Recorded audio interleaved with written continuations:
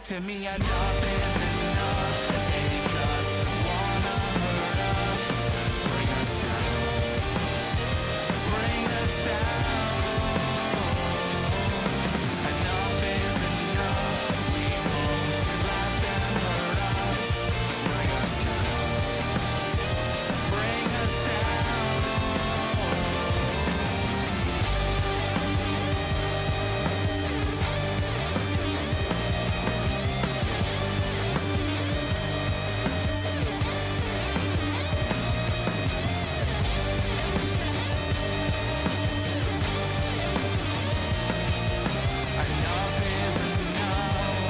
Enough is enough.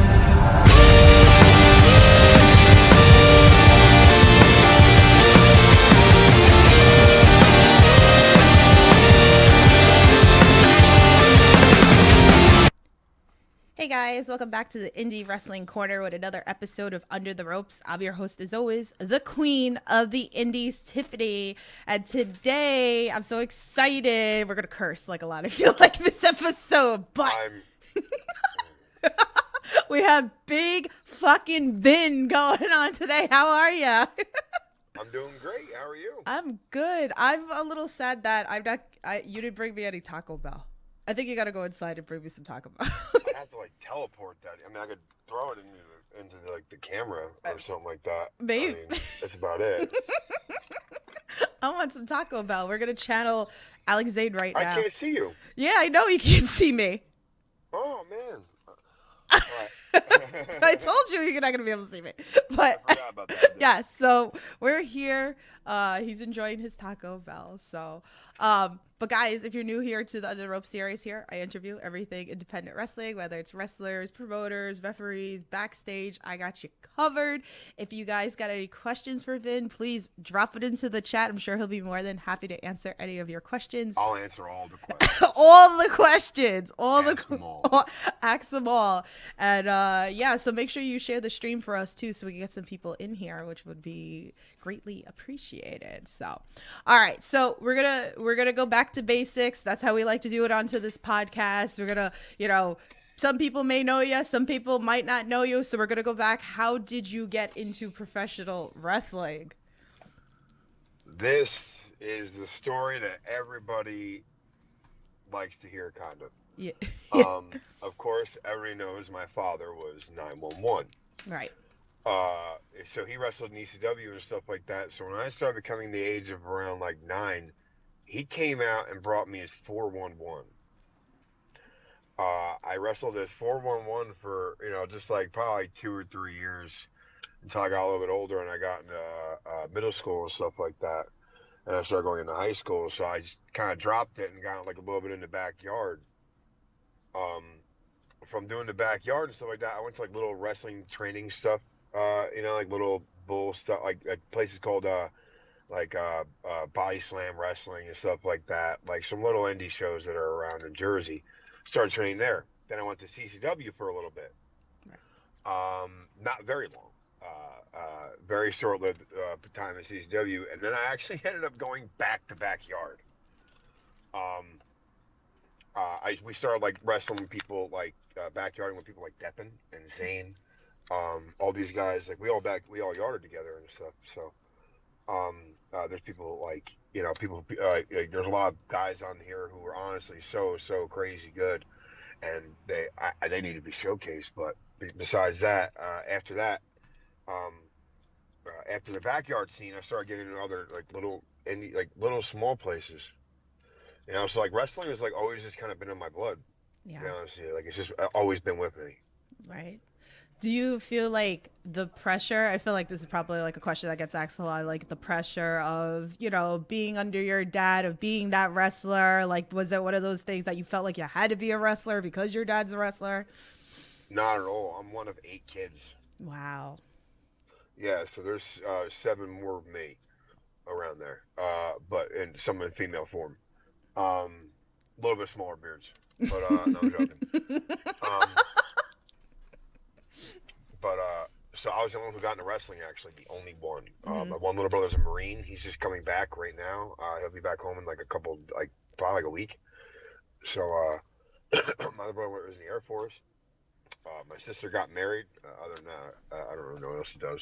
Um, and all my brothers and sisters, they kind of like got into other stuff, and I was the only one who kind of caught on to wrestling because I liked it so much. Right. I was also the biggest kid out of my dad's family, so I mean, so it kind of just like came up on me. Right. So awesome. Let me get some love in the chat. Sky's in the chat. Ninja Max in the chat. Oh shit! He goes, best big man in the indies. Love it. Love it. Most coordinated acrobatic person I've ever seen in my entire life was Ninja Mac. I will tell you that. Shoot straight up. I've never seen somebody with so much body control, and it's scary. Mm-hmm.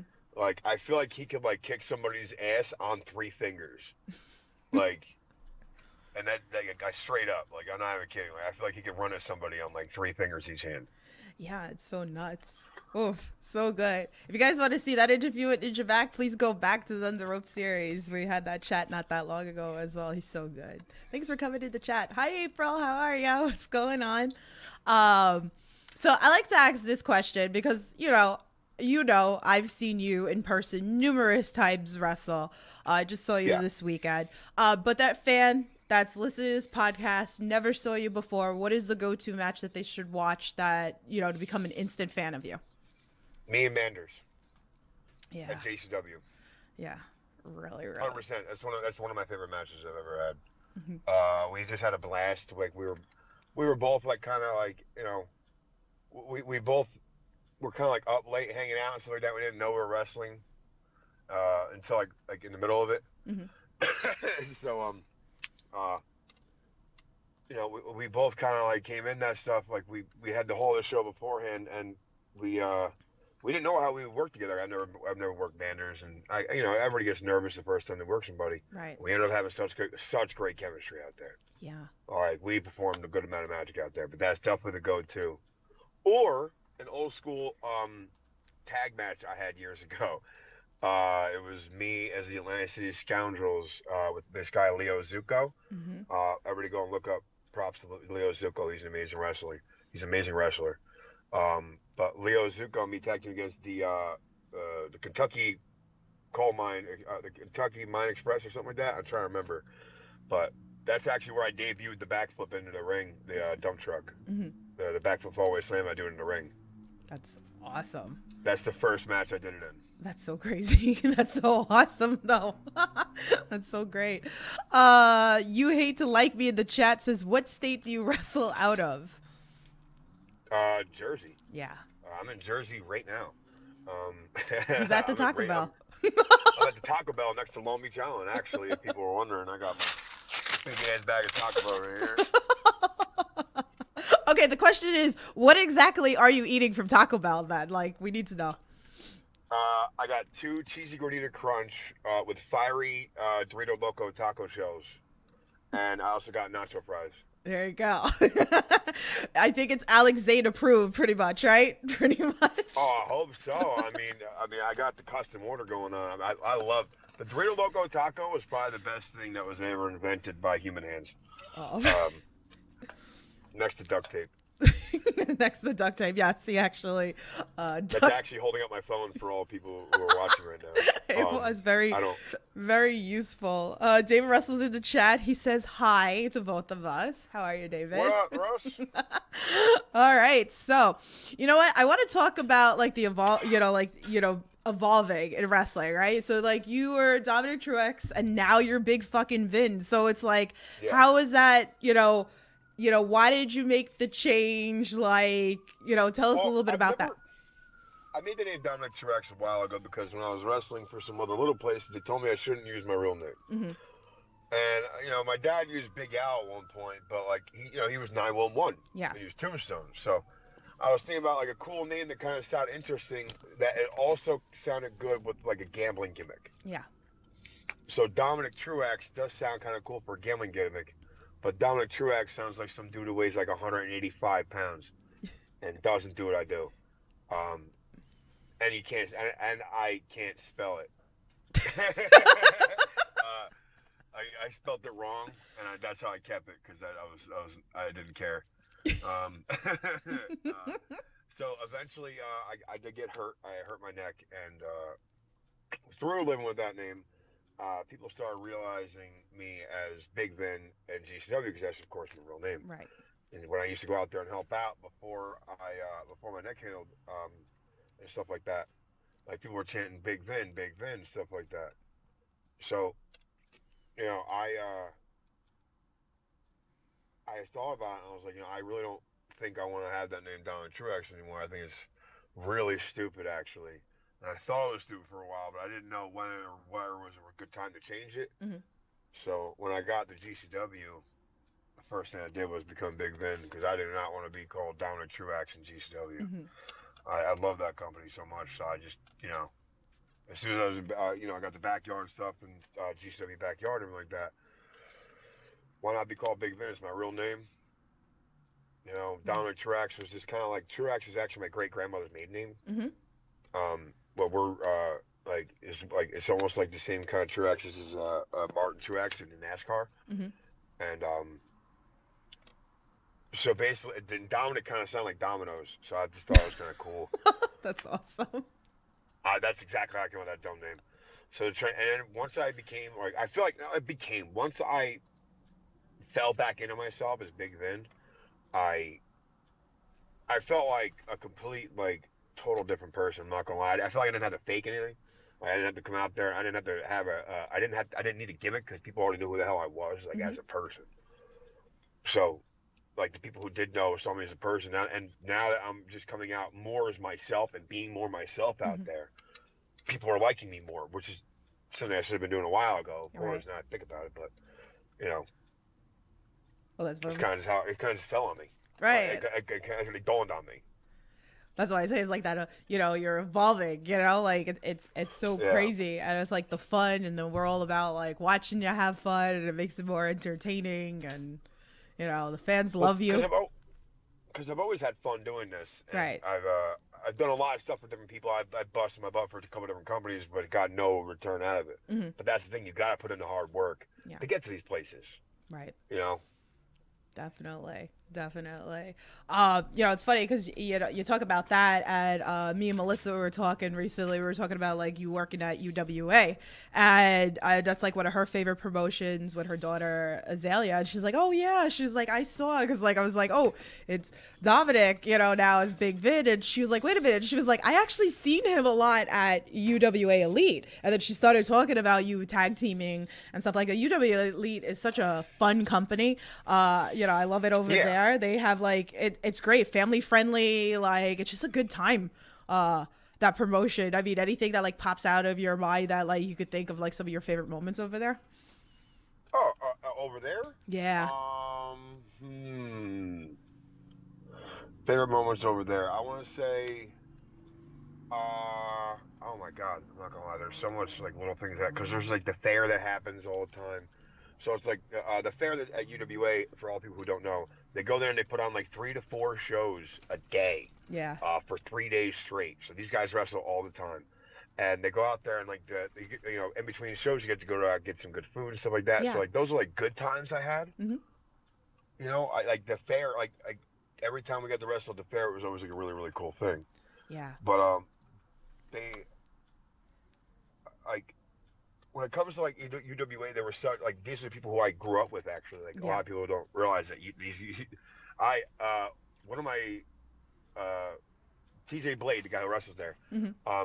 me and him when we were probably about 18 years old, I was 18 years old, drove up to Massachusetts to wrestle in front of a random crowd, and with a couple other people. Like so, like I've known these guys like since backyard days and stuff like that. Hmm. So then once they started going up and up and up, uh, of course, the show kind of just like fell like, felt like it was like home for a little bit. Yeah.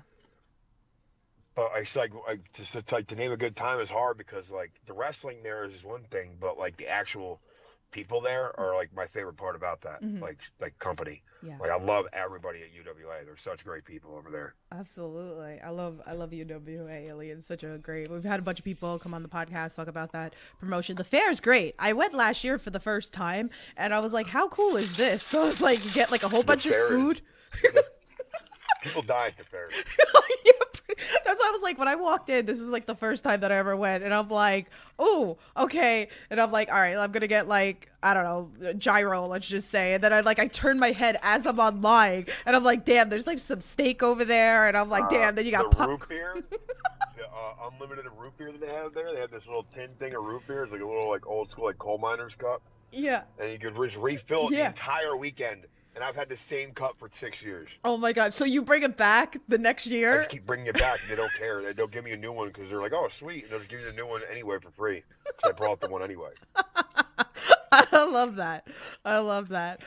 Sam Moore's in the chat. It says, "Big F'n baby." How are ya?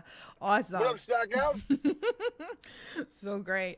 Well, we brought up like GCW, so let's talk about it. Let's go big. Let's talk Hammerstein, because this was such a big moment in GCW for all you guys. I mean, Alex Zane was just on recently. We talked about that with him. Marcus Matters was on recently. We talked about it with him. So let's talk about, you know, how, you know, emotionally, like you felt like coming out, the big pop, being in this historical building and then winning, and then your dad comes out to celebrate with you. So give us a little bit about that. Well, for one, going into it, it's like, when I found out I was going to be at Hammerstein, let's start from the beginning of this. When I found out I was going to Hammerstein, I was literally at my friend's house, like one of my longtime like childhood friends. Mm-hmm. I was so speechless. I was just in awe. My friends stared at me like, "What is wrong with you? Are you okay?" And I went, "Dude," I just threw my phone. I was like, I couldn't even tell them. Wow. And like everybody started like losing their shit with me. It was one of those big things for me because Hammerstein is such a legendary building for wrestling. Yeah.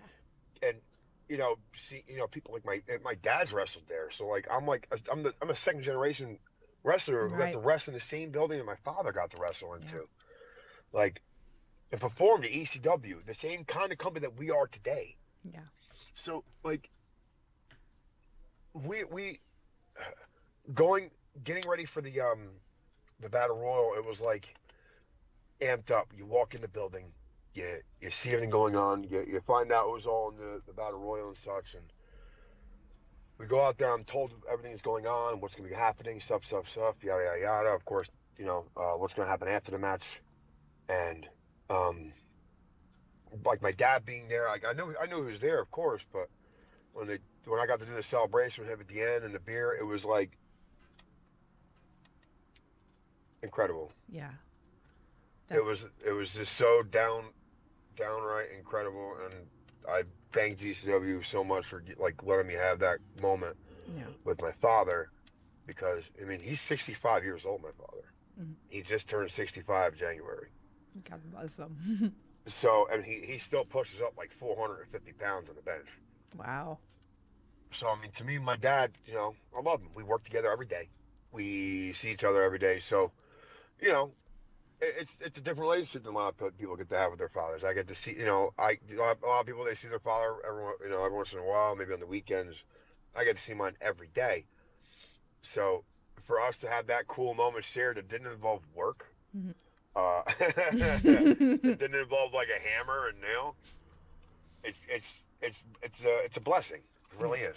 Yeah. That I get to share these kind of moments, because not everybody does. Yeah, no, that's so amazing. Like, that was just fun. Like, watching even like the fans explode. Like, I was there, and just like watching that, being with, my good friends. We were talking about that moment too. Like, how cool is that? You're right. Not everybody gets to experience, these moments. So huge. Not everybody wins the first match at Hammerstein Ballroom for GCW. This is true. Absolutely. So awesome. So awesome. So let's talk JCW. JCW's great. Like, it's been on fire since it's come back. But I want to specifically talk about this. So I want to talk the fight before Christmas. So we got to talk about the Secret Santa gauntlet match. You know, I love that JCW gets I wasn't in. there, actually. I wasn't at that one. I heard Santa was there. Oh, okay, yeah. Santa was there. I mean, you know, Ryan T was marking out for Santa. He was looking at me and Melissa. He got this big grin on his face. He was like, Santa. I know, I saw it. I've never seen a crowd on camera. Whatever. I just don't. Kids are watching, I feel like. But I never. I don't know. I don't want to ruin anything for any parents. Pause it. You know, like then mute it. Like in the second. This is the time to mute it. But I love that when I got hit up to when he hit me up and said, "Hey, do you have a Santa outfit?" I said, "You bet your ass I do." Like I said, of course. I sure said, "Of course I do." And I sent him the picture. I just send clothes all the time. Yeah. Not just for wrestling. I do it for toys for Tots events and stuff like that. Little local stuff. I love doing charity work and stuff like that. I love helping people out. Yeah. So I used to do it for schools, and I used to like walk into schools and be Santa and stuff like that. So like I had the Santa suit, and so I was like, yeah, absolutely. Yeah, well, what's up? He's like, oh, we got this thing we're going. Just you'll see. So I didn't know what I was doing at all, and all I know is that I'm on my honeymoon, and I get a thing on my phone. It just says Secret Santa gauntlet. And I was like, oh shit, this is gonna be awesome. So yeah, and going out to the crowd reaction I got was the best thing in the world. I was so happy that the crowd went absolutely that nuts. Yeah. And I didn't know what song I was going to be coming out to, so when I heard that playing, I was, oh my god, what a great song. I wish I could come out to that like all the time, but it's not crazy. I just have to wait till next year. That was so fun. It was such like a fun moment. I love that. Like, I mean, me and my friends, like, we had like the headbands that like lit up, like little Santa Claus hats that lit up, little elf things. It was fun. You got to get into the spirit. But I love that too, that you said that you do it for charity. That's amazing that you do. Like, I mean, again, like, I just love that JCW could like go into like the Survivor Series kind of theme, and then like we just had March Madness. Like, it's like one of the fun things about JCW. So like, you know, you had the Santa suit. So like, okay, what's your favorite holiday? Christmas. Okay. Christmas, of course it's Christmas. Of course, Christmas. You did deck all out? Like, is that how it goes? Like, you deck the whole house? Deck all out. My truck has lights on it. Oh, yeah. I don't know. I drive around Santa's sleigh all December. That's awesome. I will drive around my town dressed as Santa Claus randomly. If I'm bored, that's what I do. I drive around, just Santa, wave at kids. Aw, I love that. That's so amazing. Aw. Any other holidays that are big that you love too? Halloween, obviously. Mm-hmm. I like going to haunted attractions. That's my shit. Oh. Penhurst, the best. If anybody wants to go on a haunted attraction that they will never forget, go to Penhurst Asylum. Ooh, mark that down. 100%. Sounds like mark fun. that down.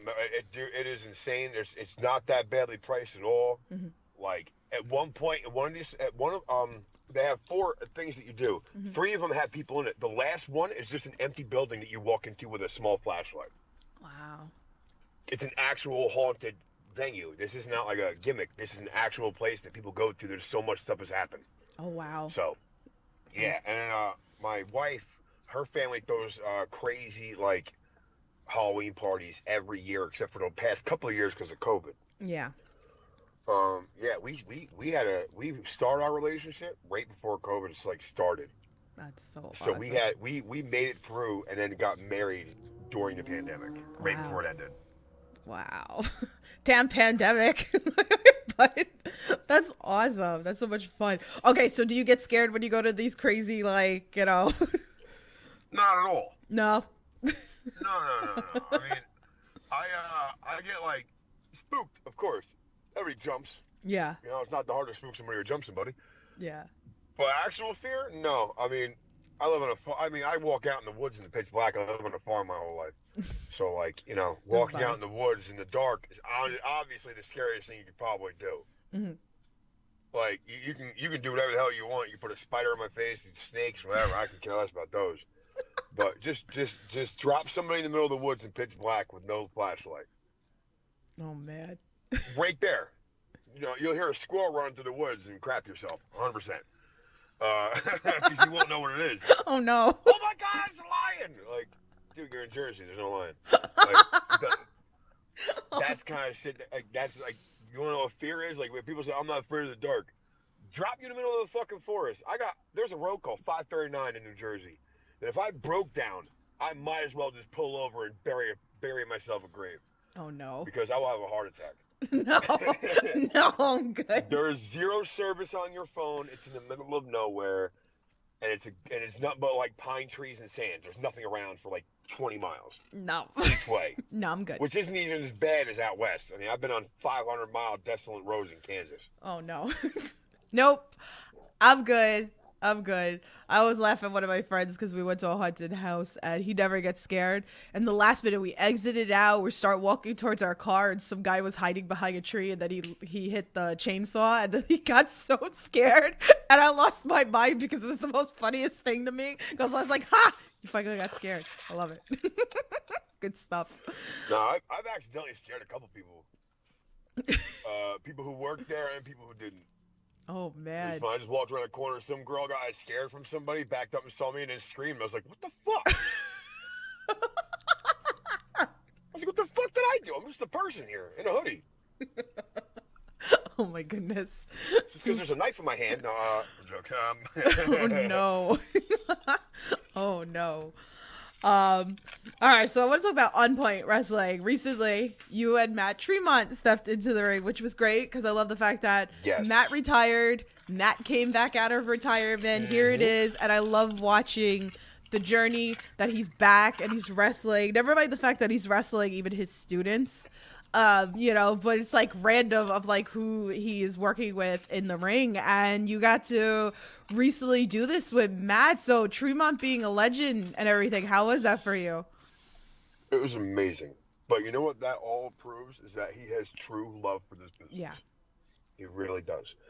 When it sucks that when you want to retire, but sometimes you can't.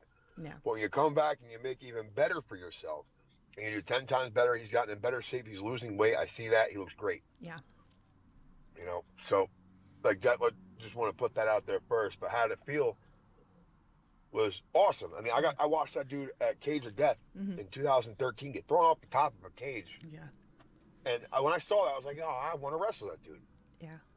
Some people, I mean, like, people have, like, these weird dreams, like, some people, like, they want to go somewhere, do something, meet this person, yada yada. I like wrestling everybody, and Tremont stuck out to me so much because he was just a big dude who did crazy shit, and he did shit to people and he did shit that would a lot of people underestimated him for his size. So I like that kind of stuff because being a big person, growing up, being heavy and stuff like that, there's always people telling me, oh, you can't do that, you can't do this, you can't do that, you can't do this. Right. Well, this motherfucker's going out doing all this shit, and I've always been the person who would like to prove people wrong. Oh, you can't climb that rock wall. I'll go fucking climb cliffs. Like, there's shit I do. I go snowboarding. I go skiing. I'm an adventurer. I do that kind of stuff. So like, oh my God, I just lost track. This is starting.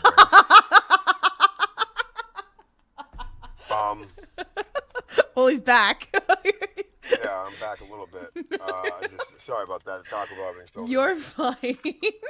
Um, No, but that was so fun Yeah. to like watch, and again, even like me, like here it is, someone that I've been watching for a long time, and I get to work backstage and I get to watch his students, and now his like students are like working at GCW, JCW, and like I'm seeing more and more of them come up. We just saw Declan Grant this weekend at JCW. Yeah. I mean, Marcus Matters and Dylan McKay have been like staples over there as well. I mean, Marcus Mathers is going places 100%. He's got so much talent, that kid. yeah.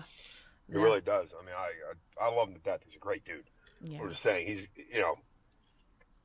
he's gonna make his path through here. He really is. Yeah, he really. I can't wait to watch it.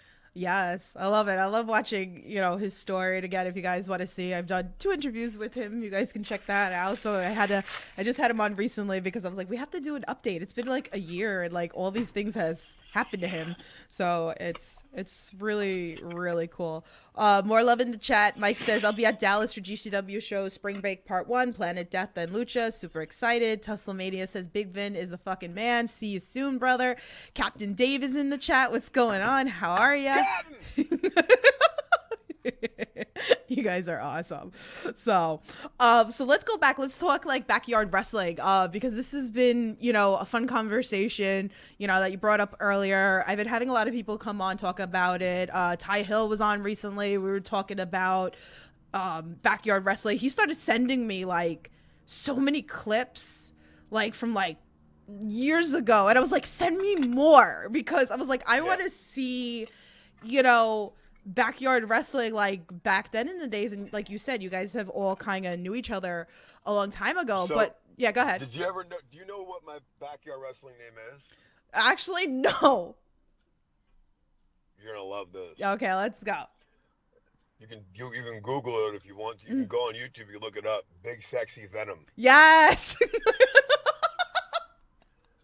VENOM. Mm-hmm. Like the gear, like the UFC. Okay. Gear, Yeah. because it was the easiest thing to buy, and then walk out and have it your name on your tights already. Oh, That's smart. why I spelled it like that. So they sold kickback. It said, oh no, sorry, VENUM. Mm-hmm. Sorry, VENUM. Mm-hmm.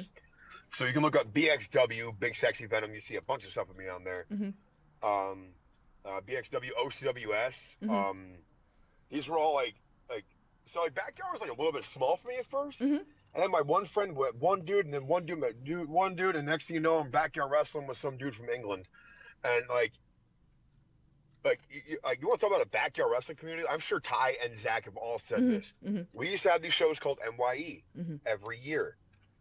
People from England, Canada, all over the country would show up to New York City. Oh wow. Not just these people would pay their ways through. People want to talk about paying their dues. I understand paying your dues in wrestling is like going through training when you're young and stuff like that, and doing all this other stuff. But when we're actually getting better at wrestling through the process of wrestling with our friends, if that isn't putting in the work, let alone traveling, it's the same exact concept. We all evolved into great wrestlers. Right now, I can tell you like 6 or 7 wrestlers right now on the indie scene that should be where a lot of other people don't deserve to be. I'm not talking about like at my own. I'm talking about like there's people right now who are in backyard who I think should be close to AEW or WWE. Wow. Like they were so phenomenal wrestlers, but but they love to backyard wrestle and not even professionally wrestle. Like there's guys who are so good. They're like, nah, I love my career right now. I just like you guys and hanging out with you guys. I like backyard wrestling, but they were so good. Yeah. Wow. So it's crazy. It was such a cool world to live in. These people, we didn't like. Of course, people loved to wrestle, but we loved to wrestle and have fun with our friends. Yeah. Like we'd have 3-day wrestling events. We'd go away to Florida for a week, Canada, everywhere. That's so fun. Oh my god. The Yeah. amount of money I wasted on backyard wrestling, I will never get back. But I would pay it out again and again. Aw. Oh, it's fun. A lot of memories. Yeah, I was like marking out like after the podcast that we did. So if you don't know Ty Hill, check out that interview as well. He's so good. Chad. Oh, I love him. Like, so we were talking after the podcast, and he's like, I'm gonna send. I was like, send me. So he started sending me all these clips. I'm like, send me more. I was like, I'm loving this because like I didn't really know about it. This is why we do these interviews. We get to learn, and like I learned a lot more because of it. But like I do have that appreciation for the backyard wrestling. It's fun, and then I love that GCW has that with the 4th of July shows too.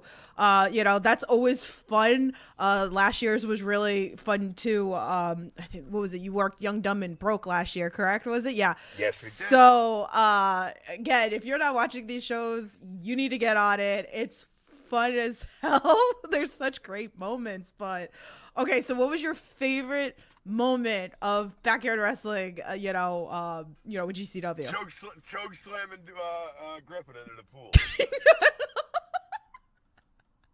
Because I didn't tell him I was doing that. I did that. That was shoot as fuck. I love Griffin to death.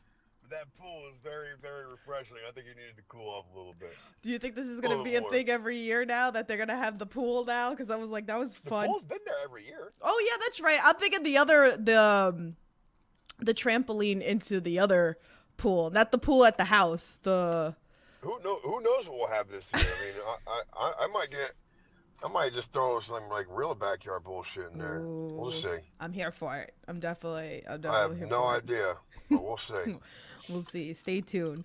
So, but I want to talk about you being really important in the independent scene. Again, you're backstage. You're helping building rings. You're in charge of kind of ring crew back there.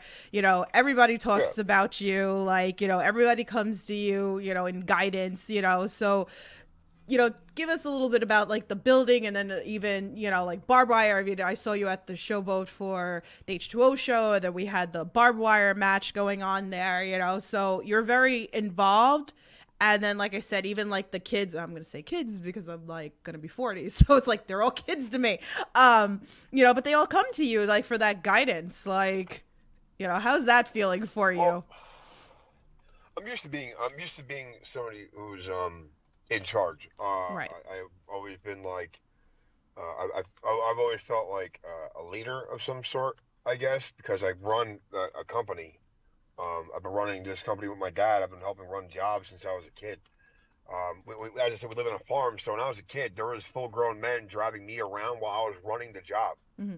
I was 14 years old running pony jobs at fairs, being control over 40-year-old dudes. The only reason why they were there with me is because I didn't have a car. I couldn't drive. Mm-hmm.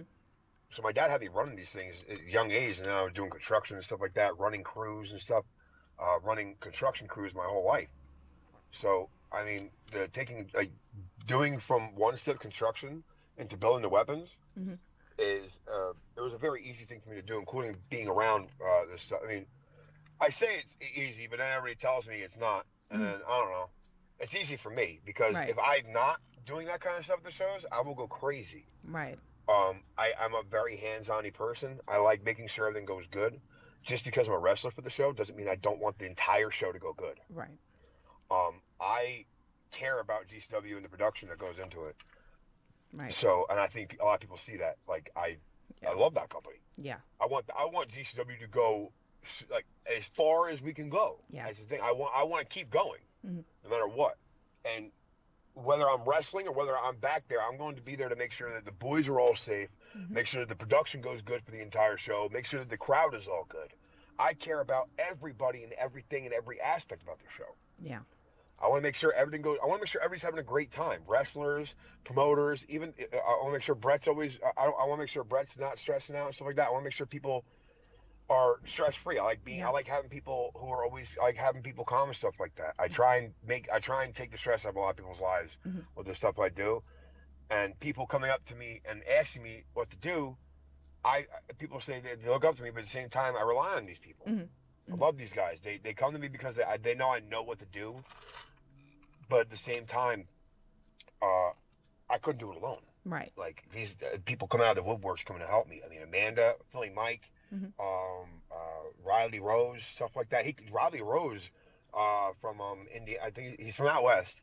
He drives out here almost by Indiana or something like that, all the way to here to help out a crew. That's crazy. These people put in their work. Right. And they're going to get rewarded for it. I know they will because mm-hmm. you can see where they're going through. I mean, you see all the changes that people go through in this wrestling mm-hmm. business. Sometimes something just needs to happen for you to get it. Right. Like that little thing. Yeah. Definitely. So I mean, people coming to me for the advice is just the foreman coming out of me. Right. I'm the person who's I'll make sure no matter what shit's going to get done. Mm-hmm. Around there, that if something needs to be done, you're not have to ask twice. It's amazing. I make sure that I'm not just worried about my wrestling. I'm worried about the entire show. That's amazing. We need more people like you out there, like, and, I can tell you thank you for everything you do, like, because if it wasn't for you guys, like, you're like a fan like me, like, we don't get to, like, to, like, really, really appreciate, that you guys put, your bodies on the line, and then, like, all the work that you do. And I've been backstage at places before, and I see how much work it takes to put the ring together or build weapons and stuff. It's a lot. Yeah. So much credit. So much credit. Thank you. Who else? Chat. Tusslemania says, no joke, Vin has basically saved my ass from some gnarly situation shooting ringside wildness at GCW shows. He's an incredible asset to the industry. Thank you, bud. See, that's what I like. That's why, I want you guys to know that you're really appreciated. So I always say thank you for everything you guys do. So There's no problem at all, guys. I listen, I love doing it, and the fact that you guys are okay makes it even better. Because if something happened to any one of you guys who were watching who helped me out, or if anything ever happened to you guys, that would be put on me in my own mind. So I always want to make sure you guys are always all right. So awesome. So let's do a fun post, because I incorporate this into all my interviews. It's very important to me. Wrestling with positivity, like I said, very dear to my heart. Every interview that I do, I incorporate it. I ask everybody about it, and if you guys are interested, I've done projects on it too, so make sure you're following the channel and go check out those Wrestling with Positivity videos. So is there anything that sticks out to you that, like, normal fan wouldn't know about, that, maybe something you did for a wrestler, maybe a wrestler's done for you, maybe a fan's done for you, maybe, something you done for a fan, something that just sticks out that we wouldn't really know about? I mean, I don't know if he's going to like me saying this, but to be honest with you, when I was hurting a lot on my neck, when I first started hurting a lot, Ricky Shane Page was the one who helped me with all the backroom order, getting all the weapons in order. He helped me out with a lot of that stuff. He helped me run the crew a lot for these bigger shows, actually. Mm-hmm. Ricky, like, he did help me out a lot. He helped me out because at first a lot of people weren't listening to me like they are now. Right. I'd be trying to answer him. I feel like I'm bugging him. Until I feel like Ricky stood up a little bit and was like, no, like, this motherfucker knows what he's doing. And I feel like he helped me get to that, like, level of, like, I feel like he helped me, like, get a lot, like, earn a lot of respect through the guys and stuff like that. Because it wasn't that they were treating me badly, but I just felt like I was annoying them. Mm-hmm. I felt like I was going back and asking, like, like dumb stuff, like, people got ready for the matches and stuff like that. I was handling the making sure all the weapons are out there for the matches and stuff like that. I didn't even know which weapons I had to make, so he helped me organize all that stuff. Mm-hmm. That's so awesome. See, like, helping somebody backyard. I'm going to tell you right now, my most favorite story of me helping somebody out in backyard. My buddy, Brad Rush. He's also a wrestler at Pizza Party. Yeah, I know who it is. Yeah. Brad Rush he left the backyard, so I got a call from him like 20 minutes later. He couldn't brake anymore. His brakes stopped working.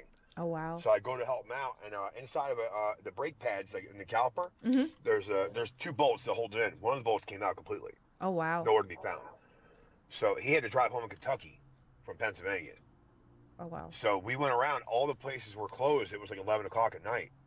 So the only thing that was open was a 24-hour Walmart. They didn't have a bolt that matched. So I got JB Weld and a long screw.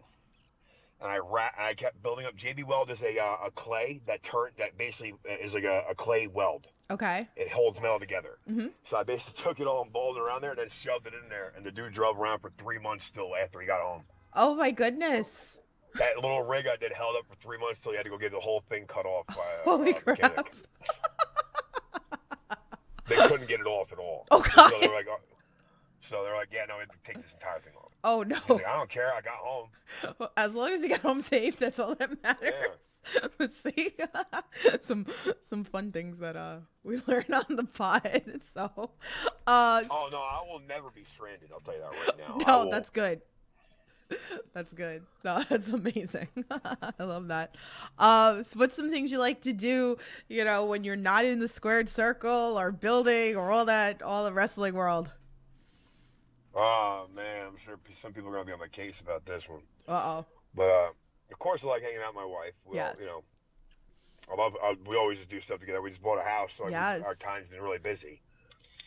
But other than that, I love shooting around. A big advocate for guns. Hmm. Not that I go hunting or nothing like that, but I love my toys. I go target shooting in my backyard all the time. Hmm. Usually every Sunday, me and my family meet up and we go out in the back and we all go shooting the targets and stuff. Oh, fun. Yeah, I mean, I love blowing shit up. I love welding random shit. I ride horses. I do horse and carriage rides randomly.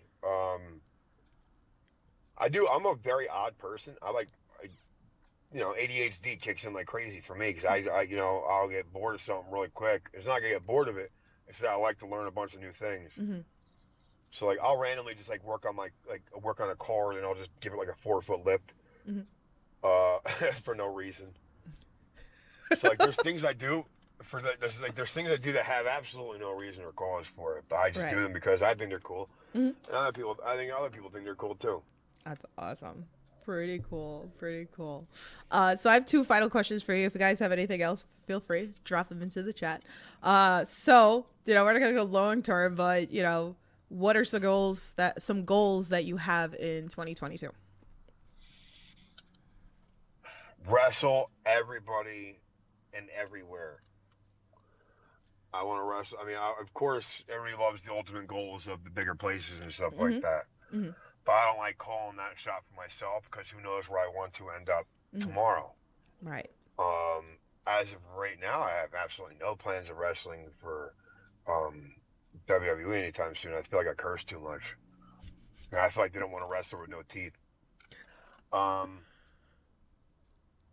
Other than that, I mean, AEW, of course, everybody wants to go there. Japan is a big goal of mine. Hmm. Will I be there in 2022? I hope. Maybe. I mean, a Yeah. year is long. I don't know where I'll be at the end of 2022, but I'm not one of those people. I'm not one of those people who are gonna want to rush everything. Right. So, I mean, I'm a big dude. I'm pretty comfortable with my size and my body, so I show no signs of stopping. I'm only 29 years old, even though people think I look like 40. Um, yeah, I'm a youngin'. A lot of people don't realize that. But as far as my ultimate goal, honestly, Japan. I love New Japan Wrestling. Oh, that'd be fun. I think New Japan is amazing. I love the strong style out there. I love everything. I love everything about the Japanese style of Hmm. wrestling and like wrestling in front of the crowds and stuff. I think it's really, really awesome. And New Japan is just like an ultimate place. Like the biggest fan base really in the world. I feel like. I mean, Hmm. besides like WWE, Right. but That's awesome. You never know. You never know. That's why yeah, you put it out there into like I call it. You put it out in the clouds. You never know. Like maybe now, like by the end of the year, you'll be in Japan, which would be yeah, so awesome. Just and watching a lot of the wrestlers, even people that have been on this podcast doing these tours lately, like Ava Everett and Becca and Ace Romero, like just did like a European tour, which was really really yeah, cool to like just watch, even if it's for like 2 weeks, 3 weeks, whatever it is, like. It's really like a cool experience. I actually like watching whoever go there, and then the pictures and like clips yeah. from people out there are so awesome. So hopefully maybe this year. So like I said, it's out in the clouds. Hopefully you're watching New Japan. Get me over there. Get it. Book me a ticket. Do it now. You better book me first class because I am not sitting in that small ass chair for 20 something odd hours. Yeah, that's a long. Yeah, that's a long. I get suffer for 6 or 7, but past 14 is my limit. There of you sitting in go. that small ass chair. Yeah, they can be really really small. Yeah, So I like to end off at a for positive. me, But they're small though. in general. They're Now, small. Picture me sitting in the middle like this. No. Yeah, it looks- They need to it do looks better. stupid, right? Do better. Make bigger like seats or something for everybody, because not everybody's Yeah, come on, like Spirit. 100 pounds like or a toothpick. Make Big F'n approved seats. Yes. Like, what the hell? Make it happen. Like, we're calling you out, Spirit. Do it. Well, maybe it shouldn't be Spirit. Make a seat that you have to send a picture of yourself in for. And I'm cool with that. I would take a picture of the back of my pants for saying your damn picture of it, for God's sake. So, with that being said, again, like I love to end off on a positive note. So for those inspired and amateur wrestlers out there, what's a piece of advice that you would give them? Never stop trying, and make sure you work for the right promotions. If somebody, if you're working for a promotion that you feel like you're putting more into than they're giving, leave that promotion and find somewhere else. It's really good advice. Different advice, which is great than like what we normally hear. This is really, really good advice. I want to give kids the real advice that I've had to suffer through in my life. Yeah. I've had to suffer through bad bookers. I've had to suffer through all this stuff, and a lot of this wrestling is not all sunshine and rainbow, and a lot of people see our lives and think that it is, and it's really not. Right. It's a lot of grit, a lot of heartbreak, a lot of being told no, you can't do this and this and that. So if you have a company that you feel like is saying no to you while you're saying yes to them, get out of there at that point. I mean, it's a company that maybe it's not worth your time and your attributes to that company. Right. If you walk away from them and they're not hitting you up and stuff like that and all that kind of stuff, and that means that they had no intentions of going any farther with you than where you were. So keep on pushing and don't ever settle for less. It's really, really good advice. I love it. Like that real raw advice. Really, really good. So I know Sky definitely listens. She really takes those she's an inspired wrestler that just started training a couple of months ago. So nice. she takes a lot of these to heart. Where is she training? In UK. She lives in UK. Oh my goodness gracious. Yeah. She's 18 and she just started a couple of months ago. So she always appreciates these interviews. Well, best of luck to you, Sky. I hope I see you in the future. Yeah. See, Sky? We love ya.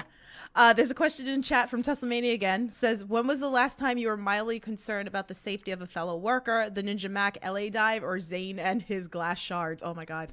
That made me really sad. The shards. Zayn. Yeah. Absolutely. Zayn is one of my longtime friends. I'm a person who is always able to help somebody. So when I'm not able to help somebody, I feel like I am useless. Mm-hmm. You know, and when I saw that happen, I don't know who saw it happen to his eye.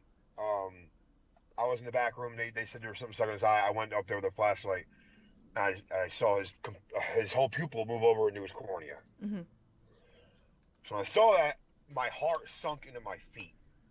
Because at that point, I can't do anything about this. He needs to go to professional help.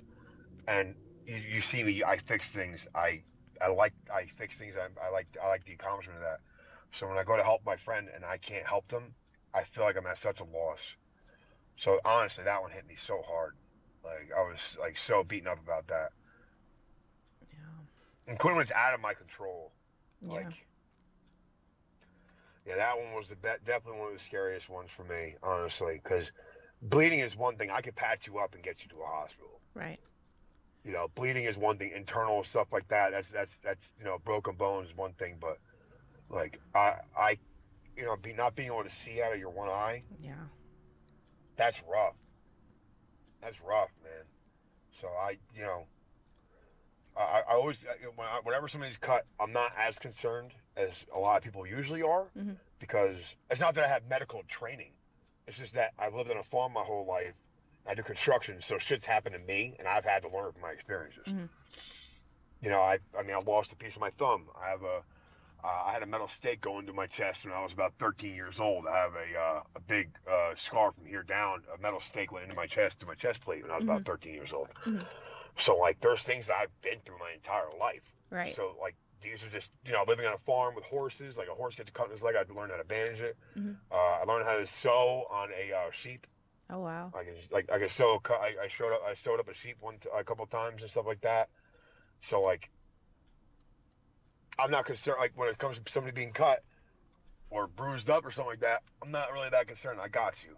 I got you. But man, I can't replace that or Right. fix that. Yeah. And he's doing better. I mean, I know that. Like, I know I had talked to him. Trust me, I was praying for him. I really was. I was Yeah. so worried about him. Yeah. I think Yeah. so many people were. I was like, oh, Yeah. horrible. But when you see, when you see it have in front of your face, it's like, oh my Yeah, god. I can only imagine. Oof. Well, I'm glad he's doing better. I miss He was him in so the worried rig. about his stuff. I was so worried about him. I was like, dude, please, I'll get your stuff. Just get in the car and go. Please go to the hospital. I'm getting your stuff, dude. I packed away all the stuff and made sure all the stuff was all in the right order and stuff and everything. And Wow. I ate the tacos he didn't eat.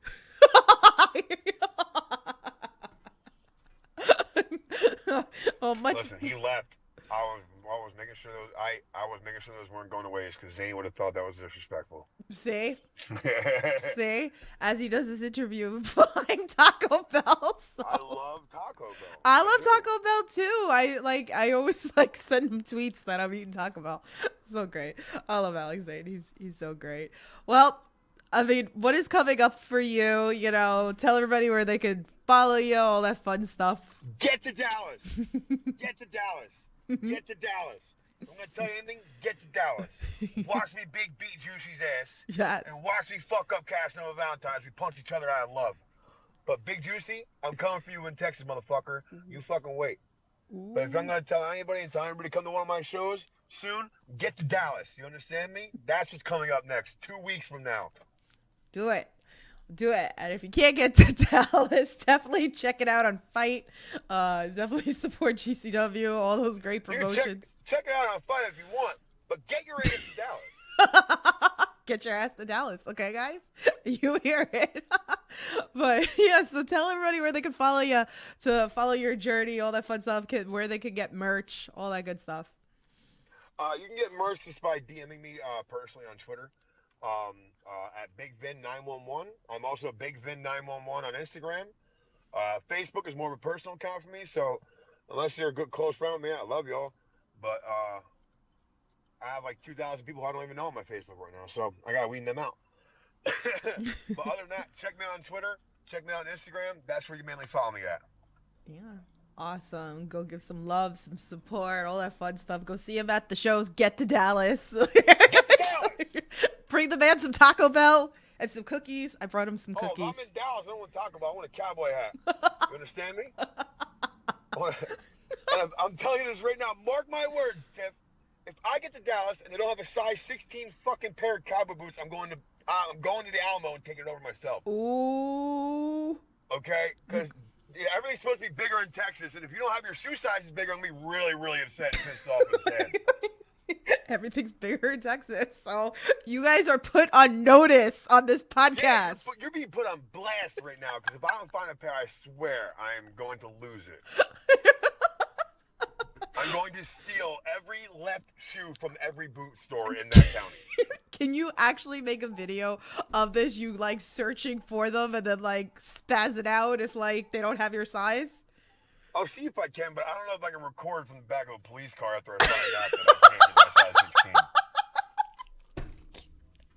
16. So we'll find out. We'll see. Oh my goodness. Well. You'll get either a really disgruntled face picture from me, or maybe a mugshot, or maybe or quite possibly the biggest smile and a picture of those bad boys is me holding them up. I really hope they have a pair. I cannot find a pair of size 16 boots anywhere. It's hard for me to find size 16 anything. Unacceptable. You're all on It's notice. really unacceptable. Unacceptable. We don't like that around here. So Fuck you, Payless. you guys made the list pretty much. Anyway, well, thank you for coming on and hanging out with us and sharing all your stories. I mean, you're amazing. You know, I love seeing you at all the shows. You know, this was so much fun. Too, Yeah, I mean, it's been so great. So, guys, thank you so much for hanging out with us today. Thank you for all your questions, your shares, your likes, all that fun stuff. So, I've taken a podcast break. If anybody is wondering, I'll be back next, big break, a little over a week. Next Thursday, Struggles is coming on. We're going to talk ETU with him. So, make sure you're subscribed to the Wrestling Corner and turn that bell on. So with that being said, guys, thank you. Stay safe, support independent wrestling, and I'll talk to you guys soon. Have a good night. And get to Dallas! Get to Dallas! us.